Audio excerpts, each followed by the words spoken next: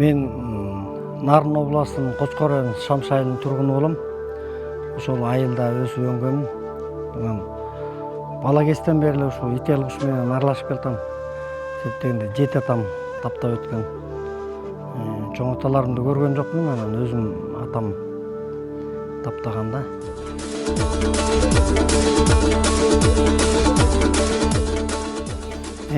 Жанагы жашты айтып атасыздарбы? Бул легенда да болгон деп айтышат. Бул көзүнүн астына кара жүн түшөт атпайбы? Ушул жаштын тагы деп коет да. Бул жанагы тегирменин ташын тепкенде.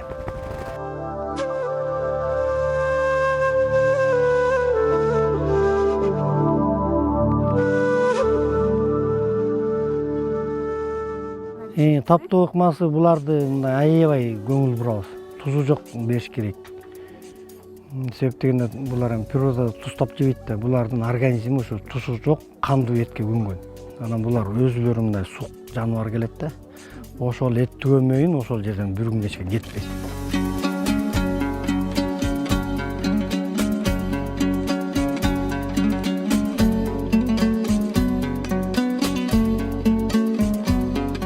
Атайын деле мындай санабайбыз, анан бирок баягы эсте кала турган ителги куштар бар, ошолор эле айтылып калат да. Баягы кара ителгим бар болчу.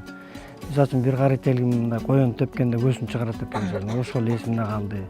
Даже катуу спортсмендер, мен өзүм деле физкультураны үйрөткөм, катуу спортсмендер ошо жаныбарды көз көрүп көзүн чыгара албайт. Булардын техникасы кандай бар? Өзү деле карабайсызбы? Кичинекей, мисалы үчүн бул коёндон 3 эсе кичинекей болот баягы.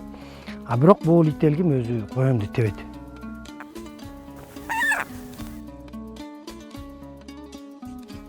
Кау!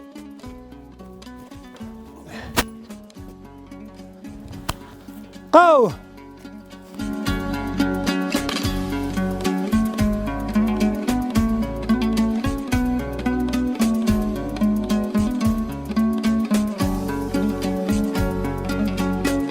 Андан эле экинчи көчмөндөр ойну болбоду.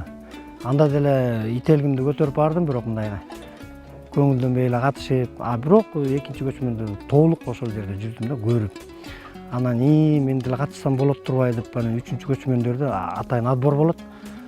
Апрель айында отбор болду. Отбордон өттүм. Үчүнчү болуп өттүм отбордо. Анан Кудайдын буйругу менен кайра эмеде биринчи орунду алып калдым. Үчүнчүнү Өзбекстан алды 20 очко менен. Экинчи орунду түгөлдөгөн иним алды 24 менен, 26 менен меники биринчи орунду алды.